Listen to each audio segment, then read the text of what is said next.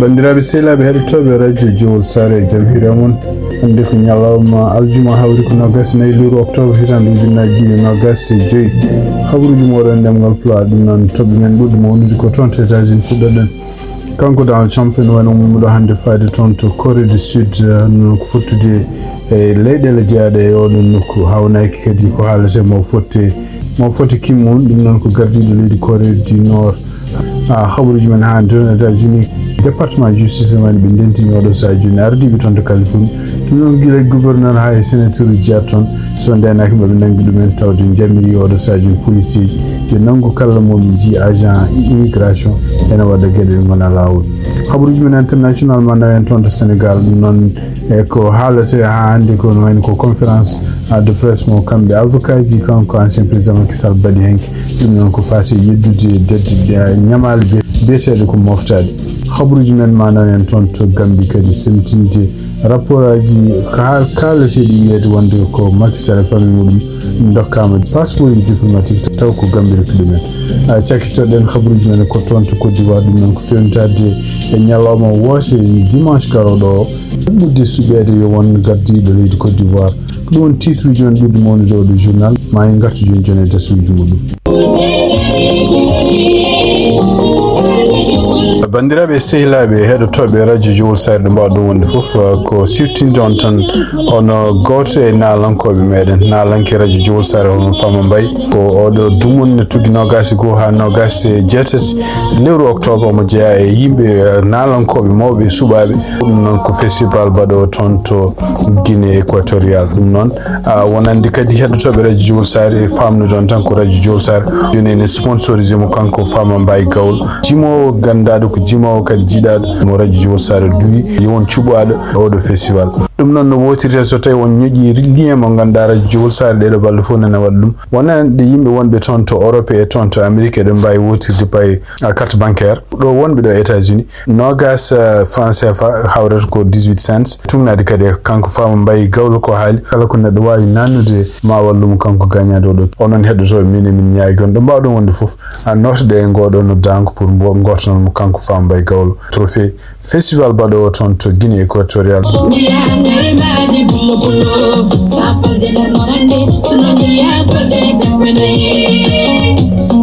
bandiraɓe sehlaɓe heɗotoɓe radio jowol sare jaam hira moon habaruji men États-Unis ko toon to New York guidartoɗen ɗum noon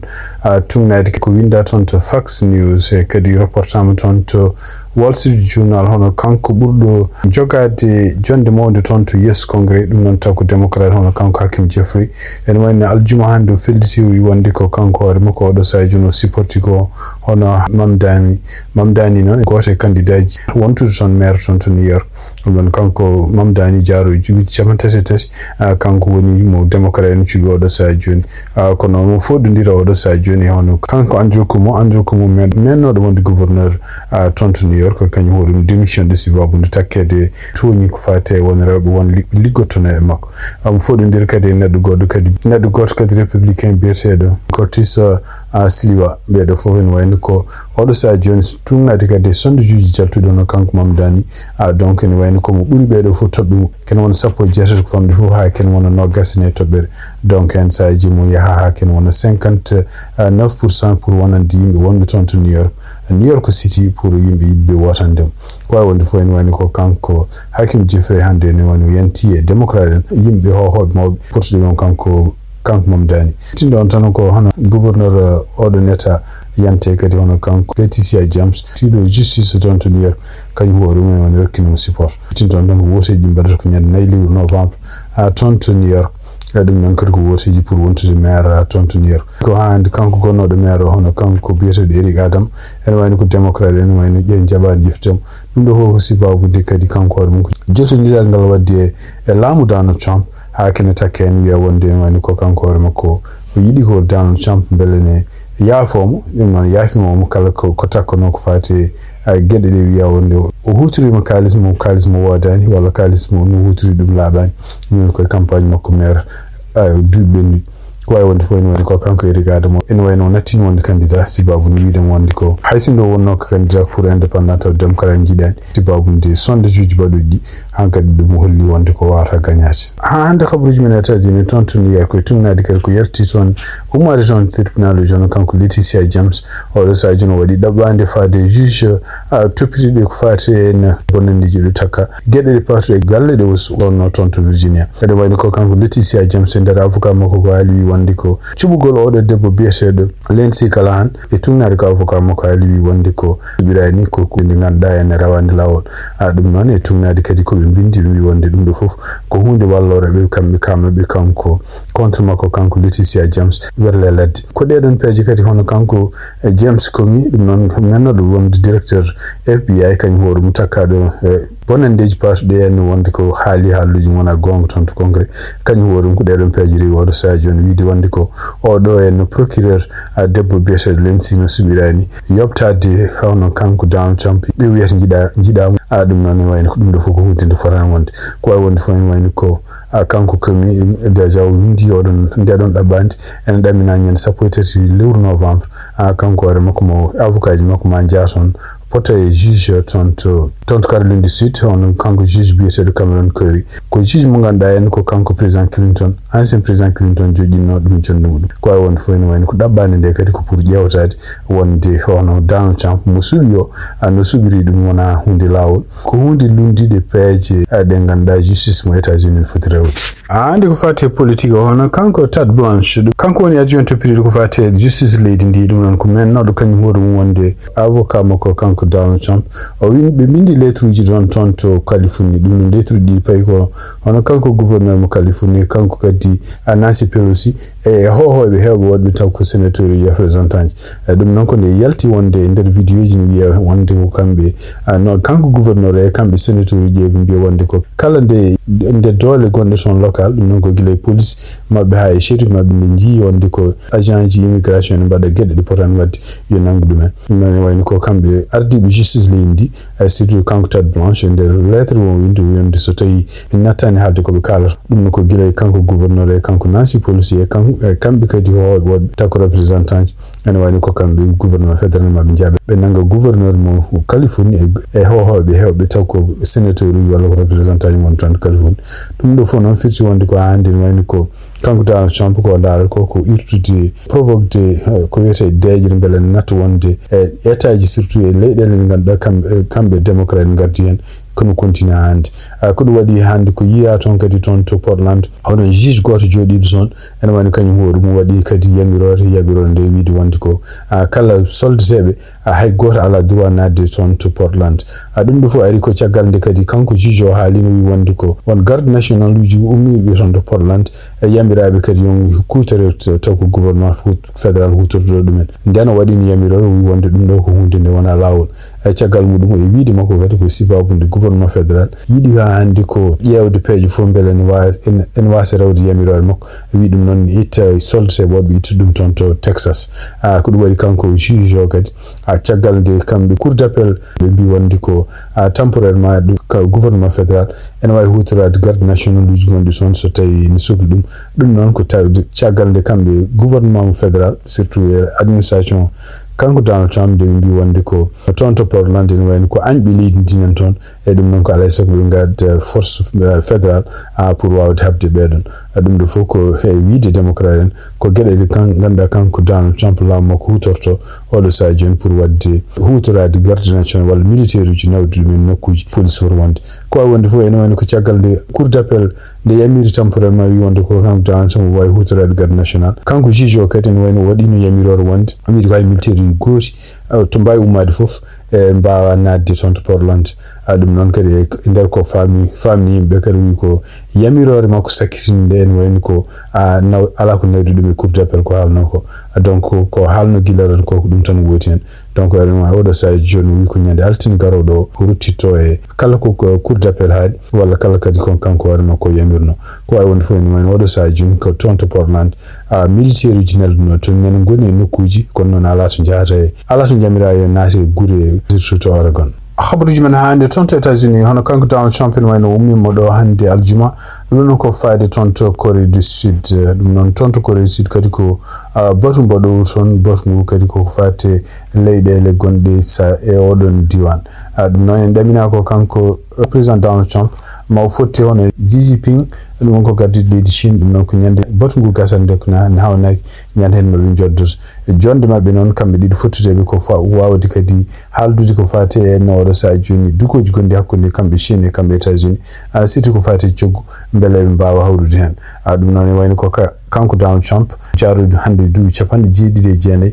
kadi en wayno komo hawnaki komo yillo toon to Malaysia e toon to Japon ngol ɗo woni lawol makko gadunol yaade e ɗiɗo nokkuji ko haalete oɗo saha joni en wayno ko sibabunde kamɓe Corée du Sud e Corée du Nord oɗo saha joni ɓaɗodirdeɓe en wawi rokkude chance wonde hono kanko Kim Un-jun gardiɗo leydi Corée du Nord hawnaki kadi mawfoto Donald Trump toon to Corée du Sud kono e tumnade konngol gummiɗo goto e jeeyaɓe délégation officiel mum kanko Donald Trump ɓe mbi wonde ko ɗum ɗo ala taw e calendrier pour kanko Donald Trump o joddo e Kim Un-jun gardiɗo leydi Corée kono ko wawi wonde fof ɗum ɗo ko hunde hawnaki ma wot toon habaruji men international ko toon to Sénégal ko siftinɗon tan en wayno ko hande ko dilli goni toon to Sénégal ɗum noon ko caggal nde kamɓe avocat ji ancien président Macky Sall nde ɓe ndenti toon hanki toon to siège mabɓe siège parti mabɓe toon to Mermoz ɗum noon ko caggal e wiide mabɓe kadi ndeɓe kaɗa kala hôtelaji bawɗi wonde e wuuro he pour hebde nokkude ɓe mbatata e wiide mabɓe kadi ɗum ɗo fof ko peeje laamu ngu waɗi hôtelaji ɗi ko kuli mbirni laamu ngu to addana ɗumen caɗele kono noon ko tugnade kadi ko yalti hanki e conférence moɓe mbaɗi kuccire jeyandiyankoɓe ene wayno ko toɓɓe tati ɗi jalti hen toɓɓere adande d' abord ko haalluji kalanoɗi wonde ko kanko debbo gardiɗo FMI wonde o haalino o wi wonde ko won desuji ɗiɓe keftini no goodi toon to Sénégal o wino ɗum ɗon wona ɗum won debbo o haali ko haali hen kanko Aissata Tall Sall ni o wi wonde so tawi neɗɗo wawi janggude ko winda e anglais walla ko famde ko debbo o haalata ko ina foti rentade pour firtude haala makko en wayno o haali kadi wi nde debbo o haala ɗum nden e kanko hoore makko wonduno koye debbo toon to Bot ɗum noon siftinɗon tan ko kanko Aissata Tall Sall omo jeeya kadi hohoɓe ardiɓe oɗo saha joni conseil d' administration banque mondiale et banque FMI e ɗum noon kadi ene wayno kadi kanko hoore makko tawnoma hanki conférence baɗɗotono donc ko yalte conférence o henni ko gueɗe mbaɗi ni henna d' abord ko Sénégal tampi sibabude dette caché nana yalta nana haale tout le temps to jaaɗa fof ko ɗum haalte ko FMI haalte e kadi ene wayno koye wiide makko kadi kanko Aissata Tall Sall e kadi avocat mo gartiɗo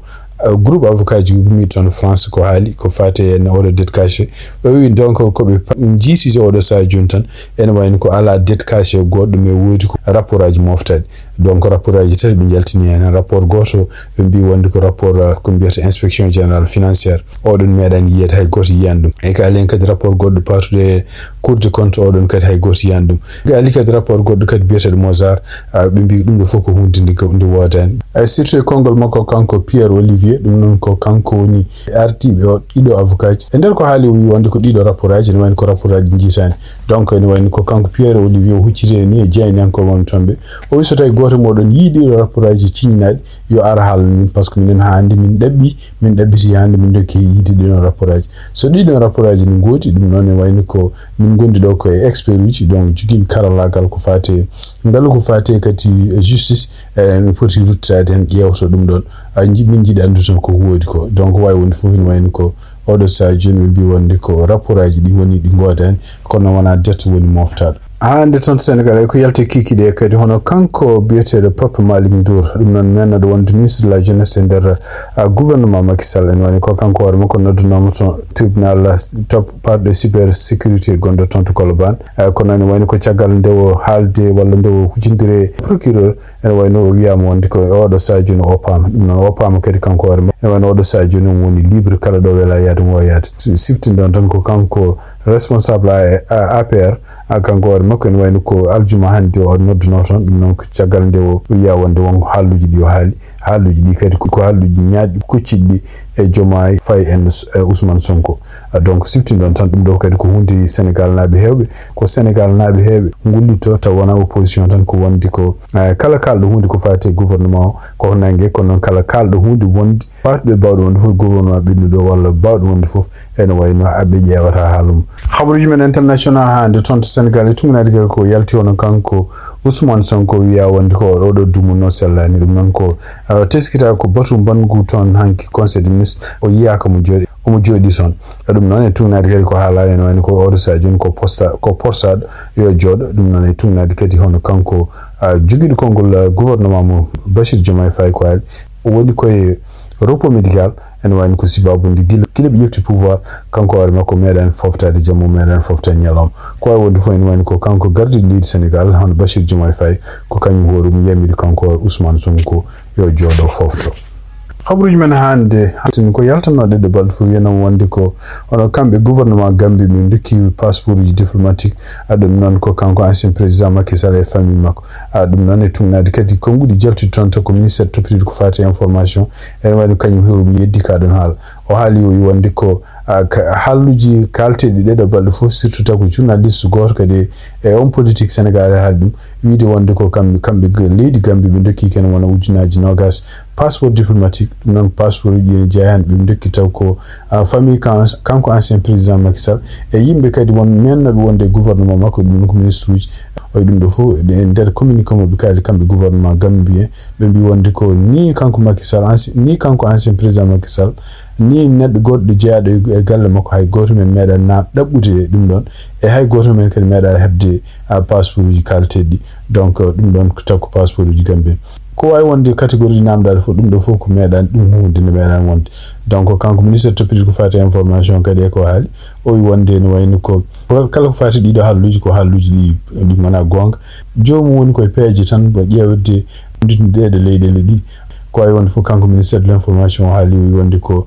pour hebde passeport diplomatique o toon to Gambie ɗum ɗo kadi ko kuule laamu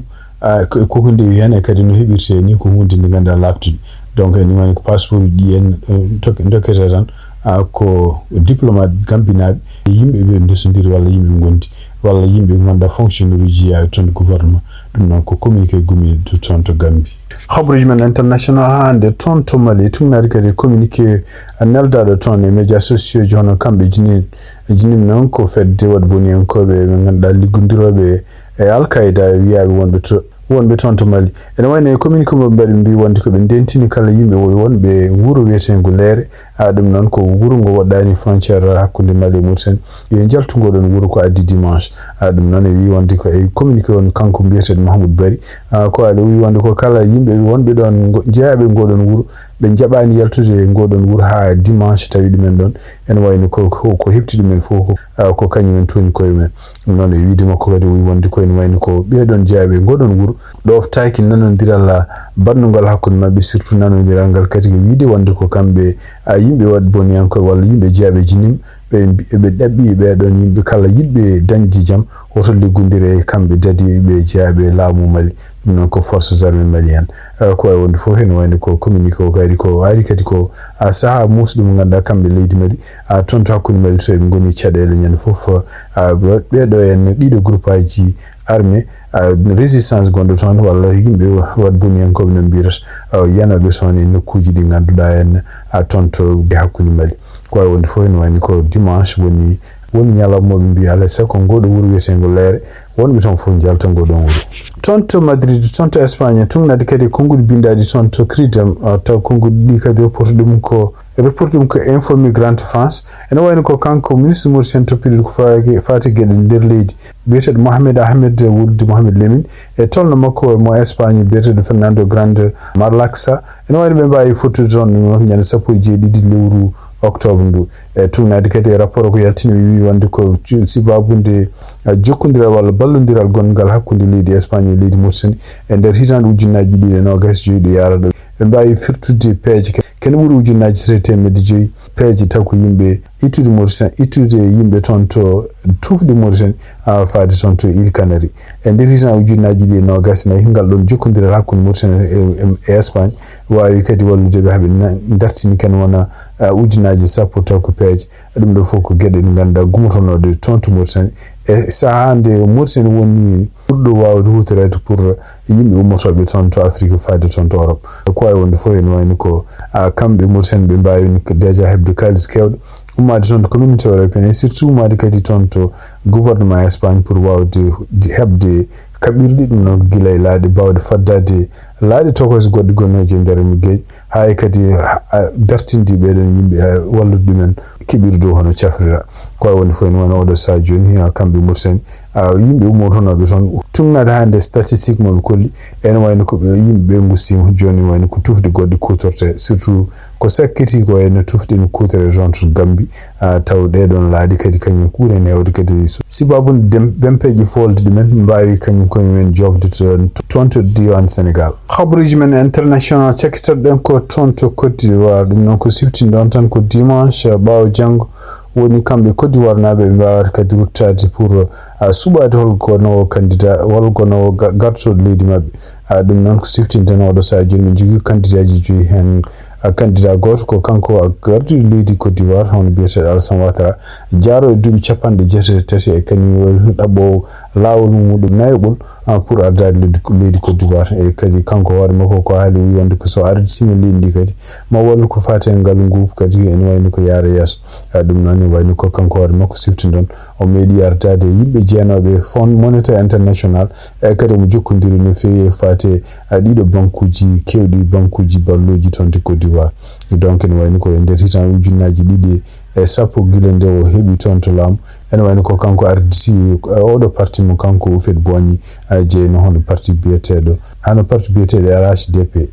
ɗum noon ene wayno ko kanko Alassane Ouattara omo jogui yimɓe nayo woɗɓe jiiɗi heftude jongo makko on kanko biyeteɗo Jean-Louis Bouillon ɗum noon kañum hoore mum jaaro duuɓi 60 kañum hoore meeɗi wonde ministre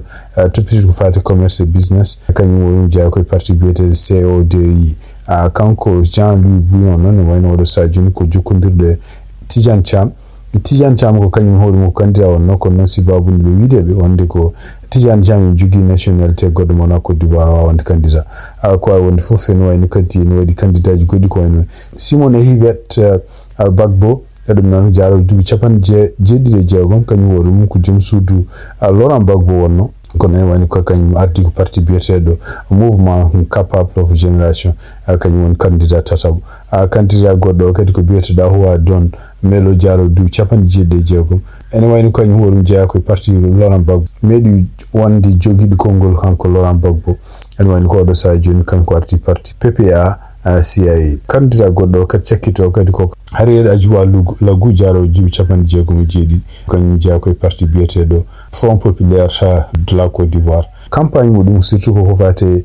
kawrital toon to Côte d'Ivoire et surtout ko fate justice ko wonande mbiyata débat gorkati e surtout kadi habde ko fate corruption gon toon ko wawi wonde fof ene wayno ko ɗiɗo candidat ji joyi fof dimanche nde ƴeewete suɓete hen goto ko fate en kamɓe 32 millions Côte d'Ivoire naɓe ɓe cuɓo wonde pour beele hol gartotoo leydi Côte d'Ivoire donc tugnade hande statistique gommi toon ɓe mbi wonde e nder hitande ujunnaji 15 ene wayno ko yimɓe arnoɓe toon wodde toon to Côte d'Ivoire wonani hay 50% e ɗum noon kadi e nder hitande ujunnaji 25 hawnaki kadi ene wayno ko ma ɓurɗon famdude ko wawi wonde fof ene wayno oɗo sa joni wotiji baɗoɗi toon ndi hono kamɓe fedde wiyetene ECOWAS e kamɓe kadi e Union africaine ko kamɓe garata toon wonde suɓaɓe pour yo nden woteji ɗin jarata siftinde on tan ko laamu ngu hono kanko Alassane Ouattara ene wayno wawi ƴeftude kene wona 50 militaire pour wonde nokkuji ɗo worteɗi kono noon siftinde on tan ko jonti ɓennuɗe yiyama toon to Côte d'Ivoire seppoji ɗin wadde toon e kadi seppoji ɗi gaddi hono bisuji kewɗi taw ko bisuji laamu kene wona bisuji moyen nogas dupeɗe ɗum oɗo sa joni waɗi yimɓe nangaɓe hen sokaɓe hen kadi donc kene wona laabi kene wona jonti ɗiɗi joni ɗum noon ene sabba e ƴeewe holso tawi woteji toon to Côte d'Ivoire jogorano wade kadi no woteji bannoɗi e nder hitande ujunnaji 10 ɗum noon taw ko kanko Alassane Ouattara wonno candidat oɗon saha foɗodiranno kadi ko gardino leydi Côte d'Ivoire hono Laurent Gbagbo bandiraɓe sehlaɓe heɗotoɓe radio Juma Sar haɓuji ɗum jogon noon hannde ɗemgal Pulaar yawɗo ñalawma aljuma 24 lewru octobre hitande ujunnaji 24 gasi haalaɓe ɗum e mbaali jaam ha janggo kadi so Allah jaaɓi ma en garton jarama.